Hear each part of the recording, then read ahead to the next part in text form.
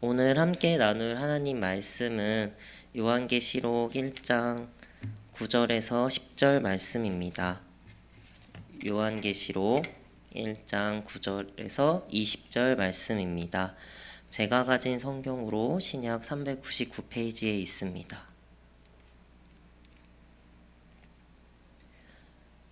찾으신 줄 알고 한 절씩 교독하도록 하겠습니다. 나 요한은 너희 형제요 예수의 환난과 나라와 참음에 동참하는 자라. 하나님의 말씀과 예수를 증언하였으므로 말미암아 반모라 하는 섬에 있었더니 주의 날에 내가 성령에 감동되어 내 뒤에서 나는 나팔 소리 같은 큰 음성을 들으니 이르되 내가 보는 것을 두루마리에 써서 에베소, 서머나, 버가모, 두아디라, 사데, 빌라델비아, 라오디게아 등 7교회에 보내라 하시기로 몸을 돌이켜 나에게 말한 음성을 알아보려고 돌이킬 때에 7 금촛대를 보았는데 촛대 사이에 인자 같은 이가 발에 끌리는 옷을 입고 가슴에 금띠를 띠고 그의 머리와 털의 희기가 흰 양털 같고 눈 같으며 그의 눈은 불꽃 같고 그의 발은 풀무불에 단련한 빛난 주석 같고 그의 음성은 많은 물소리와 같으며 오른손에 7별이 있고 그의 입에서 좌우에 날선검이 나오고 그 얼굴은 해가 힘있게 비치는 것 같더라. 내가 볼 때에 그의 발 앞에 엎드려져 죽은 자 같이 되매 그가 오른손을 내게 얹으시고 이르시되 두려워하지 말라. 나는 처음이요 마지막이니 내가 전에 죽었었노라. 볼지어다 이제 세세토록 살아 있어 사망과 음부의 열쇠를 가졌노니 그러므로 내가 본 것과 지금 있는 일과 장차 될 일을 기록하라. 내가 본 것은 내 오른손의 7별의 비밀과 또 7금촛대라. 7별은 7교회의 사자요 7촛대는 7교회니라. 아멘. 제가 어렸을 때 신학교를 다니면서 동기들과 이야기할 때 너는 이런 교회에서 사역할 것 같다라고 장난쳤던 기억이 있는데요. 신앙적으로 열심히 살아가는 친구들에게는 하나님께 책망을 받지 않았던 서머나 교회나 빌라델비아 교회 같은 곳에서 사역할 것 같다고 말하고 열심히 하지 않는 친구들에게는 책망만 받았던 라오디게아 같은 교회에서 사역할 것 같다고 하며 장난쳤던 기억이 있는데요. 물론 지금 와서 생각해보면 그것이 얼마나 교만한 장난이었는지 알기에 부끄럽기도 하고 한편으로는 하나님께서 에베소 교회에게 처음 사랑을 찾으라고 책망하신 것처럼 끝이 언제일지는 모르지만 처음 아이들을 향한 마음으로 시작한 사역을 첫사랑의 마음으로 계속 이어가길 소망하며 이 자리에 계신 성도님들께서도 어제보다 오늘 더 예수님을 향한 첫사랑의 마음을 가지고 하루하루 살아가시기를 진심으로 소망합니다. 오늘 말씀은 소아시아 7교회의 편지로 시작하여 성경 전체를 개관하고 있는 요한계시록의 말씀입니다. 그 중에서도 오늘 읽은 1장 9절에서 20절 말씀은 요한이 현재 처한 현실과 하나님께서 그에게 들려주신 음성에 대해 자세히 서술하고 있습니다. 먼저 9절에서 요한은 너희 형제라고 소개하며 글을 시작하는데요. 분명히 사도였던 요한은 당시 그리스도인들에게 권위 있는 인물이었지만 형제라는 표현을 통해 하나님의 가족 안에서 우리가 모든 같은 형제라는 것과 그리스도의 사랑과 고난에 함께 동참하고 있다는 사실을 강조했습니다. 또 그렇게 말한 이유는 당시 많은 그리스도인들이 핍박을 받아 숨어서 모임을 가지는 상황이었기 때문입니다. 그리고 본인 역시 그리스도를 전하다가 반모섬에 유배된 상황에서 서로의 삶 가운데 오직 그리스도만을 바라보자고 말하기 위함이었습니다.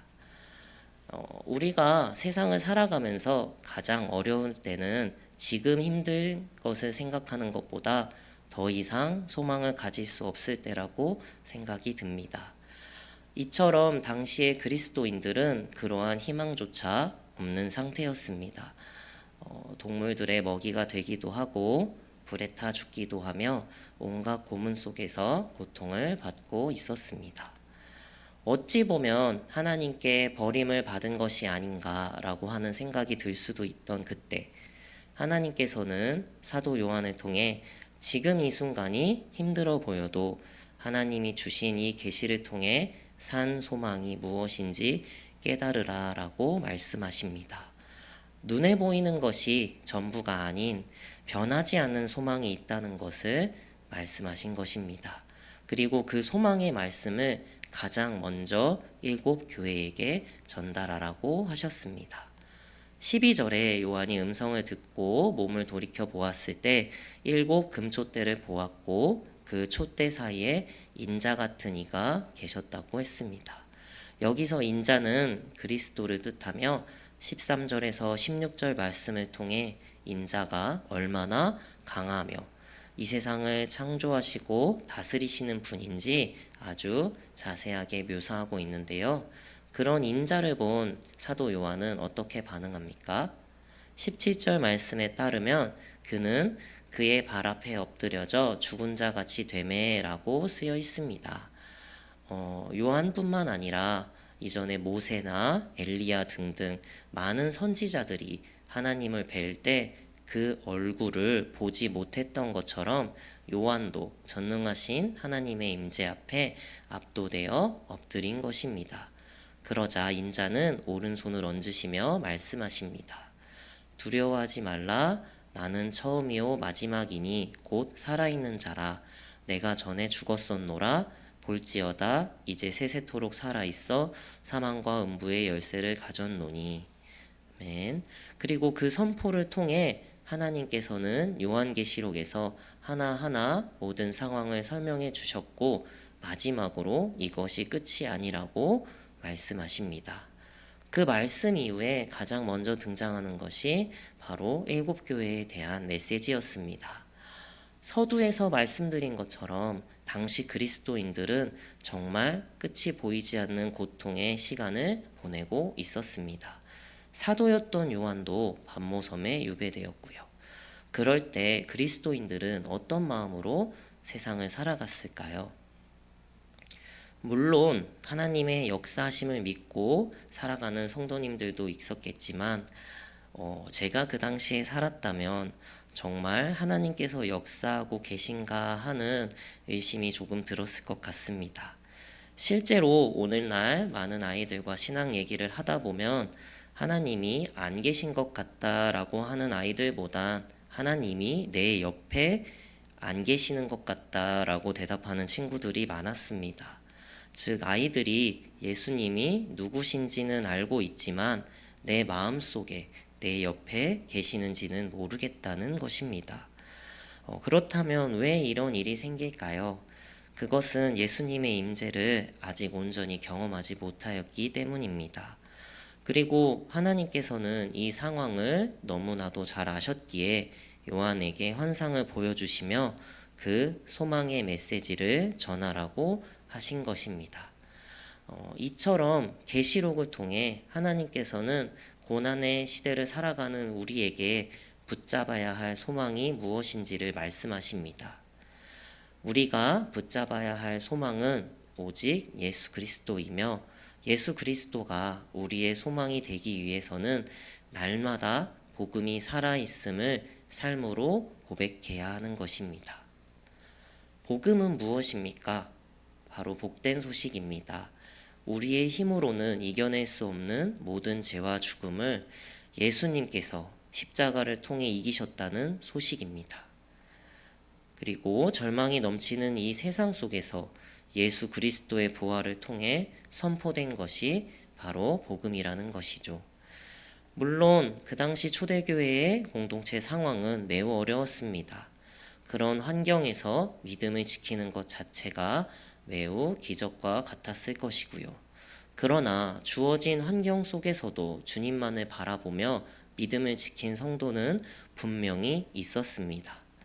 그래서 요한은 계시록을 통해 하나님의 신실하심을 보여주었고, 7교회들은 그 메시지를 통해 절망 속에서도 하나님이 함께 하심을 확신할 수 있었을 것입니다. 이 말씀은 오늘날 우리에게도 동일하게 적용되는 것 같습니다. 어떤 환난 속에서도 주님은 우리를 만나주시고 우리를 붙들어 주시는 분이십니다. 그리고 주님이 걸어가신 그 십자가의 길을, 사도들과 초대교회들이 지나온 그 길을 우리도 믿음으로 걸어가야 한다고 말씀하고 계십니다. 이제 말씀을 마치겠는데요. 오늘 말씀을 다시 한번 깊이 묵상하시면서 절망 가운데 찾아오시는 주님을 경험하시길 소망합니다. 우리의 상황과 상관없이 모든 것을 다스리시는 주님을 바라보며 오늘 하루도 주님께서 가신 길을 함께 걸어가는 저와 여러분들이 되기를 진심으로 축원합니다. 기도하시겠습니다.